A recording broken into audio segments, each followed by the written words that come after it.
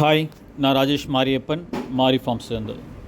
இந்த வீடியோவில் நம்ம எதை பற்றி பார்க்க போகிறோம் அப்படின்னா, நம்ம மார்க்கெட்டில் மாம்பழம் அப்படின்ற பேரில் நமக்கு கிடைக்கிற ஒரு 60% காய்ச்ச ஒரு மாங்காய் எப்படி அதை செயற்கை முறையில் பழுக்க வச்சு நமக்கு கிடைக்குது அப்படின்றத ஃபஸ்ட்டு பார்க்க போகிறோம். அடுத்தது ஒரு இயற்கை விவசாயி எவ்வளோ கஷ்டப்பட்டு இந்த மாம்பழத்தை இயற்கை முறையிலேயே பழுக்க வச்சு உங்ககிட்ட கொடுக்குறாங்க அப்படின்றதையும் இந்த வீடியோவில் பார்க்கலாம். இப்போது இந்த மாமண்டியில் பார்த்தீங்கன்னா மாங்காவை ஏலத்துக்கு விட்டுட்டுருக்காங்க. ஒரு இயற்கை விவசாயி ஒரே நேரத்தில் டன் கணக்கில் அறுத்துட்டு வர வாய்ப்பே கிடையாது. இப்போ நம்ம தோட்டத்திலே உதாரணத்துக்கு நீங்கள் எடுத்துக்கிட்டிங்கன்னா 6 பெட்டிலேருந்து 7 பெட்டிக்கு மேலே நம்மளால் ஒரு முதிர்ச்சி அடைஞ்ச மாங்காவை ஒரு நாளைக்கு அவ்வளோதான் பறிக்கவே முடியும். ஆனால் இதில் பார்த்தீங்கன்னா ஒரு டன்னோட விலை இப்போ 56,000 57,000 போகிறது ஒரு டன்னோட விலை. ஸோ இந்த காயை வியாபாரத்துக்கு எடுத்தவங்க, ஏலத்துக்கு எடுத்தவங்க சில்லறை வியாபாரிக்கு கைமாற்றி விடுறதுக்கு முன்னாடி அவங்க எப்படி செயற்கையாக பழுக்க வைப்பாங்க அப்படின்னு பார்த்தீங்கன்னா, இப்போ இந்த வீடியோவில் பார்க்குறீங்க இல்லையா, இந்த மாதிரி தான் ரசாயனம் முறையில் ரசாயனத்தை தெளிச்சியோ இல்லை இந்த பேக்கெட்டில் அடைச்சியோ இந்த மாதிரி பழத்தை செயற்கை முறையில் பழுக்க வைக்கிறாங்க. இந்த செயற்கை முறையில் பழுத்த பழத்தை சாப்பிட்றதுனால பல்வேறு பிரச்சனைகள், குடல் புண்ணாக இருக்கட்டும், தோல் நோயாக இருக்கட்டும், குடல் வீக்கமாக இருக்கட்டும், பல நோய்கள் வருது. இதை நான் சொல்லி தான் தெரியணும்னு அவசியம் இல்லை. நீங்கள் கூகுள் பண்ணாவே இதோட பாதிப்பு என்னன்றது உங்களுக்கு புரியும். இப்போ இயற்கை விவசாயியும் செயற்கையாக, அதாவது ரசாயனம் பயன்படுத்தி விவசாயம் பண்ணுற விவசாயிகளும் விவசாயத்தில் ஒரு 50-60% காய்க்கிற வரைக்கும், முதிர்ச்சி அடைகிற வரைக்கும் ஒரே மாதிரி பிரச்சனைகளை தான் நாங்கள் 2 பேருமே எதிர்கொள்கிறோம். ஆனால் இந்த எதிர்கொள்கிற முறை இருக்குங்க இல்லையா, ரெண்டையும் கையாளுற முறை, அது முற்றிலும் வேறுபடும். இப்போ ஒரு முழுக்க ரசாயனத்திலே பயிர் பண்ணுற ஒரு விவசாயி என்ன பண்ணுவாருன்னா, பிரச்சனை வந்த பிறகு உடனே இன்றைக்கி அதை ஐடென்டிஃபை பண்ணுறாரு, உடனே போயிட்டு ஒரு உரக்கடையில் போய் அதுக்கு குறிய மருந்தை கேட்டு வாங்கி ஸ்ப்ரே பண்ணிட்டாங்க அப்படின்னா அந்த பிரச்சனை உடனடியாக அவங்களுக்கு முடிஞ்சிடும்.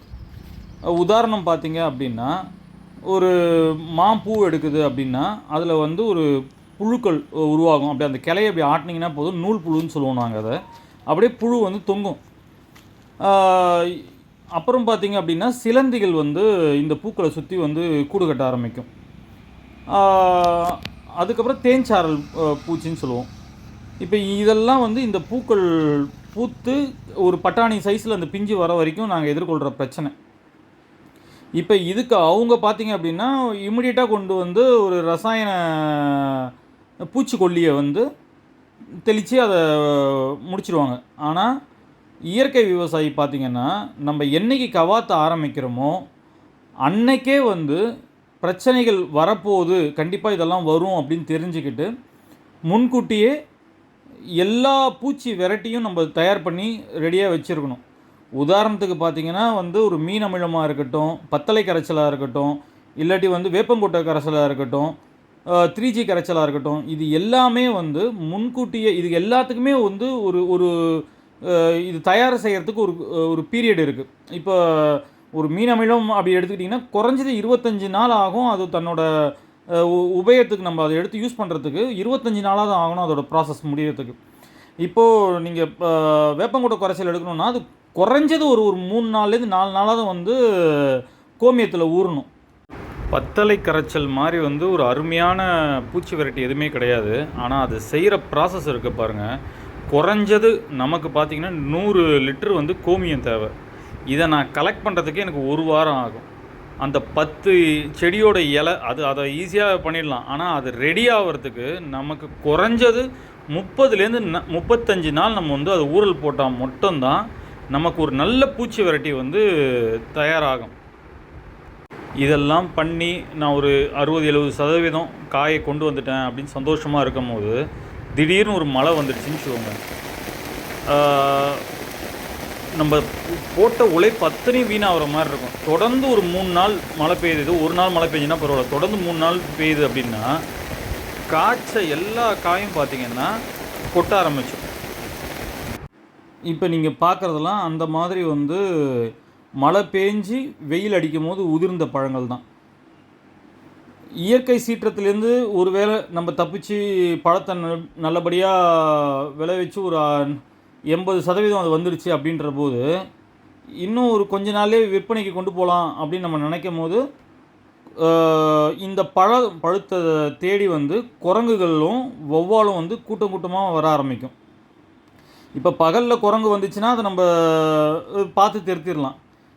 நைட்டில் வந்து பார்த்திங்கன்னா வௌவால் வந்து இறங்குச்சு அப்படின்னா குறைஞ்சது ஒரு 1 மணி நேரத்தில் வந்து ஒரு 300 கிலோ கிட்ட நம்மளுக்கு வந்து நஷ்டத்தை ஏற்படுத்திடும். இப்போ இதுக்கு பார்த்திங்கன்னா நாங்கள் சாயங்காலம் 6 மணிலேருந்து இரவு வந்து ஒரு 1 மணி வரைக்குமாகும் தொடர்ச்சியாக வந்து பட்டாசு அரை மணி நேரத்துக்கு ஒரு தடவை வெடிச்சுக்கிட்டே இருந்தால் மட்டும்தான் நம்ம தோப்பில் வந்து வௌவால் வந்து இறங்காது. எல்லோரும் வந்து இயற்கை பழம் அப்படின்னா அது தானாக மரத்தில் காய்க்குது அப்படின்றது மட்டும் நினைக்கிறாங்க. அதுக்கு பின்னாடி இவ்வளோ விஷயங்கள் இருக்குது, அதை கண்டிப்பாக நீங்கள் தெரிஞ்சுக்கணும் அப்படின்றதுக்காக தான் இந்த வீடியோ. இப்போது குரங்குகிட்டேருந்தும் வௌவால்கிட்டேருந்தும் நம்ம இந்த பழத்தை பாதுகாக்கணும் அப்படின்னா நம்ம இரவு ஃபுல்லாகவே வந்து நம்ம தோப்பில் ஆள் மாற்றி மாற்றி காவலுக்கு ஆளை வைக்கணும். இப்போ அவங்க உயிருக்கு எதுவும் அச்சுறுத்தல் இருக்கக்கூடாது. அதாவது வந்து விஷ ஜந்துகள் நிறையா இருக்கும் தோப்பில் பார்த்துட்டிங்கன்னா. சென்னையில் இருக்கிறவங்க நிறையா பேர் வந்து அந்த மாதிரி பூச்சிகளே பார்த்துருக்க மாட்டீங்க. நட்டுவா கிளி அப்படின்னு சொல்லுவோம். நட்டுவா கிளி அப்படின்னா நம்ம தேல் இருக்கு இல்லையா, இப்போ நீங்கள் வந்து வெள்ளைத்தேலோ இல்லை அந்த கோல்டன் தேல்லாம் பார்த்துருப்பீங்க. அது வந்து நம்மளோட ஒரு விரல் லென்த்து தான் இருக்கும். நட்டுவா கிளின்றது நல்ல நம்மளோட ஒரு ஜான் அளவுக்கு லென்த் இருக்கும், கருப்பாக இருக்கும். அதோட ஓடுலாம் பார்த்தீங்கன்னா அந்த கொடுக்கு பகுதியில் இருக்கிற அந்த கால்லாம் பார்த்தீங்க அப்படின்னு நண்டுக்கு இருக்கிற மாதிரியே இருக்கும். ஓடு அவ்வளோ திக்காக இருக்கும். அப்புறம் டைகர் பூரான், அதெல்லாம் வந்து நீங்கள் சென்னையில் பார்த்துருக்க வாய்ப்பே கிடையாது. அதை வந்து நாங்கள் சயான் அப்படின்னு சொல்லுவோம். அப்படியே டைகர் மாதிரி ஆரஞ்சு வித் பிளாக்கில் கோடு இருக்கும். அது கடிச்சதுன்னா உயிரே போகிற மாதிரி இருக்கும். அது இல்லாமல் பார்த்தீங்கன்னா நிறையா விஷப்பாம்பு, கட்டு விரியன் இருக்குது, கண்ணாடி விரியன் இருக்குது, நல்ல பாம்புங்க இருக்குது. எக்கச்சக்க பாம்பு வந்து இந்த தோப்பில் இருக்கும். அதுவும் வந்து இந்த வெயில் நேரத்துலையும் சரி, இந்த கோழிங்க அதிகமாக இருக்கிறதுனால பார்த்தீங்க அப்படின்னா நம்ம பண்ணையில் எப்போயுமே வந்து ஒரு பாம்பு நடமாட்டத்தை பார்த்துக்கிட்டே இருக்கலாம் நீங்கள். இதனால் பார்த்தீங்க அப்படின்னா நைட்டு காவல் இருக்கிறவங்க எப்பயுமே வந்து இந்த மாதிரி வந்து நெருப்பு மூட்டத்தை போட்டுட்டு நைட்டில் வந்து பேட்ரி எடுத்து சுற்றிக்கிட்டே வருவாங்க. இந்த நெருப்பு மூட்டம் போடுறதுனால இந்த புகைக்காக விஷஜந்துகள் கிட்ட வராது கொஞ்சம். ஸோ ஒரு இயற்கை விவசாயி மாம்பழத்தை உங்கள் கைக்கு கொண்டு வரதுக்கு முன்னாடி எவ்வளோ பிரச்சனைகள் இருக்குது. ஏன்னா நிறைய பேருக்கு தெரியறதில்லை, இயற்கை விவசாயம் இயற்கையாக மாம்பழம் வருது அப்படின்னா எந்த ஒரு கெமிக்கலும் ஸ்ப்ரே பண்ணாமல் மாம்பழம் வருது அப்படின்றது மட்டும்தான் நீங்கள் நினைக்கிறீங்க. ஆனால் கெமிக்கலுக்கு மாற்றாக நிறைய உழைப்பை நாங்கள் வந்து இதில் போட்டு இயற்கை முறையில் வந்து பூச்சி வெரைட்டிகளை தெளித்து மாம்பழத்தை பாதுகாத்து தான் உங்கள் கைக்கு கொண்டு வந்து சேர்க்கணும். அதனால் இயற்கை விவசாயிகளை ஆதரிங்க. வெறும் மா விவசாயம் மட்டும் நான் சொல்லலை, காய்கறி விவசாயியாக இருக்கட்டும், பந்தல் காய்கறி விவசாயிகளாக இருக்கட்டும், இயற்கை விவசாயிகளை கண்டிப்பாக ஆதரிங்க. இதனால் உங்களுக்கு மட்டும் இல்லை, உங்கள் தலைமுறைக்கே வந்து நல்ல உணவை ஒரு வழிகாட்டியாக நீங்கள் இருந்து நல்ல உணவை வந்து உங்கள் குழந்தைங்களுக்கு எப்படி வாங்கணும், எங்கேருந்து வாங்கணும் அப்படின்றத நீங்கள் கற்றுக் கொடுக்கறதுக்கும் ஒரு வாய்ப்பாக இருக்கும் இது. இன்னொரு பதிவில் பார்க்கலாம். நன்றி, வணக்கம்.